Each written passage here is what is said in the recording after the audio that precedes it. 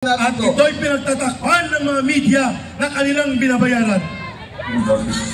Political na yan. Hindi na totoo yan.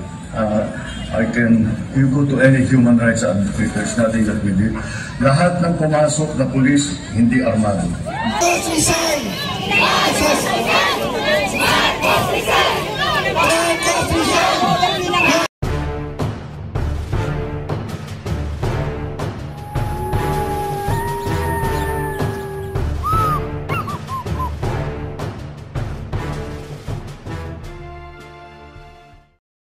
Manggagawa ng simbahan, ginagahasa ang kalayaan, karapatan, sinasaktan. 48 hours pa bago magsalita si Bongbong Marcos. Nakakahiya at ang sasabihin niya, wala, politika lang yan. Walang armas, walang nasaktan. Paano yun? Sinungaling! Sinungaling! Sinungaling! Sinungaling! Okay, ulitin po natin kung paano nagsinungaling si Bongbong Marcos sa taong bayan. Panoorin po natin ito. At ito'y pinagtatakpan ng mga media na kanilang binabayaran. Political na yan. Hindi na totoo yan. You go to any human rights advocate, there's nothing that we did. Lahat ng pumasok na pulis, hindi armado. Sinungaling! Sinungaling! Wala ba yung ginawang ganun? So ano yung ginawang ganun? We're talking about this political na hindi na totoo yan. You go to any human rights advocate, there's nothing that we did. Lahat ng pumasok na pulis, hindi armado. Sinungaling! Hindi kami gumamit ng tigas. Wala ba yung ginawang ganun? So ano yung ginawang ganun? Anong tawag kay Marcos? Bakit? Ito. Sabi ng ating mga matatandang, mga nauna sa ating panahon, ang magnanakaw ay kapatid ng sinungaling at pinsan ng panloloko. Kaya anong tawag natin? Ang gobyernong Marcos ay sinungaling na magnanakaw pa. Marcos sinungaling na magnanakaw pa. Marcos sinungaling na magnanakaw pa. Marcos sinungaling na magnanakaw pa. Marcos sinungaling na magnanakaw pa.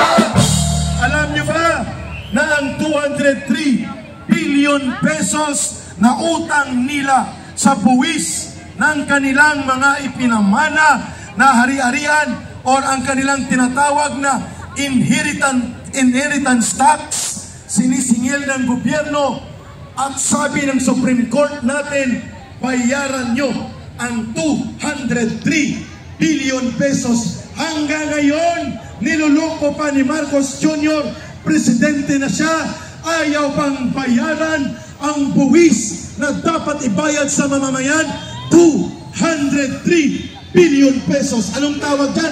Magnanakaw! Magnanakaw! Magnanakaw! Magnanakaw! Magnanakaw!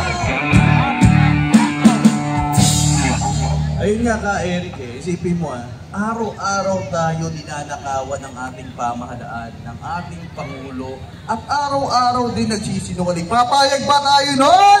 Hindi! At dahil dyan, Brother Franco, muling mag-aalab ang entablado ng sambayan ng Pilipino sa liwasang Bonifacio dahil mariringgan muli natin ang pahayag ng lumalawak na grupo ng Marcos Alistyan sa buong bansa, pangungunahan ni Undersecretary Yusek Ben Ranque.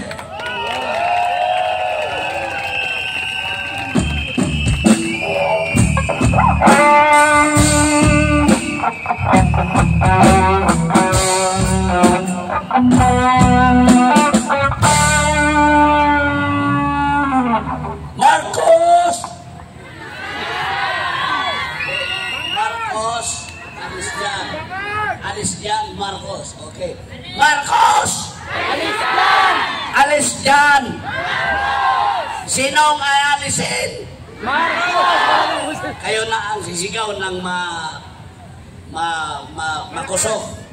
Kasi ang speaker po ninyo ngayon ay sa kadami-daming nagsasalita ako sa ibang mga forum, wala tuloy ako ng boses, pero kayo po ang aking inspirasyon, ang inspirasyon ng mga membro ng movement ng MAD, dahil kayo ngayon ang KOGC ang nagsisilbing ilaw sa bansa para magmata sa mahimbing na pagkatulog ang iba nating kapatid upang sumama sa atin. You are the light of the country and light of the world, where there are Filipinos who are with us defending our democracy, defending our freedom. Mabuhay ang QTC! Mabuhay! Mabuhay kayo! Sa totoo lang, meron akong nasundan na sinasabi ni Pastor, kasi nagbabasa din ako, nagtingin-tingin ako sa mga video. Sinabi ni Pastor, darating ang panahon, maghanda tayo. Diba? It is addressed to all of us. No? Dahil uusigin tayo ng mga demonyo, pero hindi tayo matitinag sa mga demonyo sa pagpangulo. Marcos resign! Pangulo ng bangag ng Pangulo sa pagpangulo ng sabog sa Malacanang. Hindi ba tayo patitinag? Hindi! Proteksyonan natin ang ating kalayaan. Marcos resign! Marcos resign! Marcos resign! Marcos resign! Marcos resign! Marcos resign! Ito. Alam mo na Ito ngayon, mayroon akong i-reveal sa inyo ikaw ang pinakabangat. kung bakit mayroong plan B. May plan B, mayroong backup plan. Ikaw Ang grupo ni Bangag, Ayan si ang Bangag grupo Kulto. ni Tambaloslos, ang grupo ni Lisa Tanas, ang Ayan, grupo maraming kulto sa loob Nina ng Juan, Malacanang. sa Lagdamio, dahil natatakot na sila ngayon na umalsa, nag-aalsa na ang taong bayan laban sa kanilang administrasyon. Marcos resign! Marcos resign! Marcos resign! Marcos resign! Marcos resign! Marcos resign! At alam, at ito ngayon ang i-reveal ko sa inyo. Dahil nung sinabi natin na lulusubin natin ang Malacanang, napapraneng si Bangag Marcos. Napapraneng kasi yan kasi ang mga adik eh. Madaling mapraning ang mga adik. Marcos praning! Marcos praning! Marcos praning! Marcos praning! Marcos praning! Bangag! Marcos praning! Bangag! Marcos praning! Bangag! Bangag! Sabi nila, parang matutumba na ang Marcos administration ngayon. So ano ang backup plan nila? Ang backup plan pala nila, dahil nakikita nila na wala na sa matitinong isip ang Presidenteng Bangag, ito, ginugurgur nila si BP Sara sa Kongreso ngayon. Ang paggurgur nila, hinahanapan ng kasalanan si BP Inday Sara upang ilang i-impeach. At Yusik Penranque, Brother Franco, come here.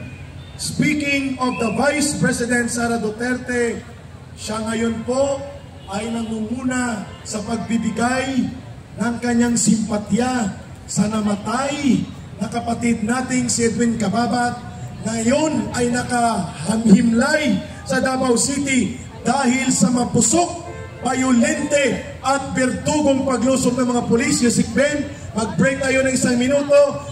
At everybody please stand up, open up the light of your cell phone. In solidarity and prayer, ibuksan ang ilaw ng mga cellphone. Sa kasama natin si Vice President Sara Duterte at ang mga pamilya at nagmamahal kay Brother Edwin Cababat, unang biktima ng kaberduguhan at karahasan ng mga pulis sa utos ni Marcos at ipinatupad nila Abalos Marbil at Torre. At ang kanyang huling salita bago mamatay, nandun po ako nang mangyari yon, nire-revive siya at binibigyan ng mga doktor at mga medical staff ng Kingdom of Jesus Christ. Ang mga polis na katunghay, ayaw paggalawin ang ambulansya. Pagputok ng flash bomb at paglusob ng polis sa likod ng compound, ang mga katagang nabitawan ni Brother Edwin bago siya mamatay o hinimatay at tuluyang mamatay ay, hindi niyo po kami mga kalaban, wala po kaming baril. Inuulit niya po ito at yun ang huling kataga niya.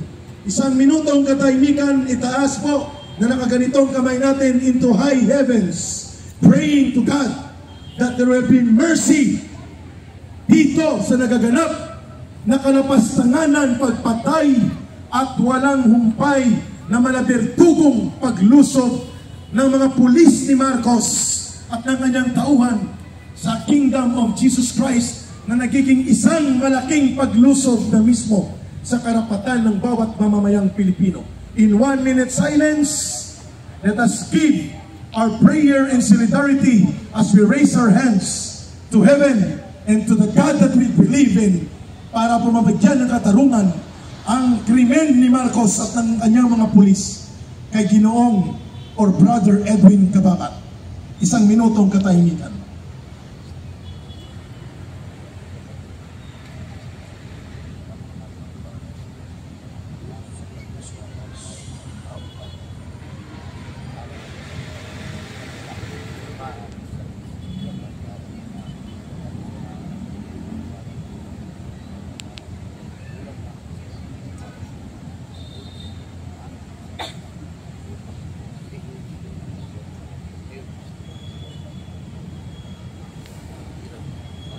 Sana po ang Panginoon ng katarungan at kasaysayan ay bibitbitin ang kaluluwa ni Brother Edwin kung saan man dapat ito mapunta sa kanyang himlayan, habang aabutin ng kamay ng katarungan ang mga krimeng ginagawa sa lupang ito ni Marcos Jr.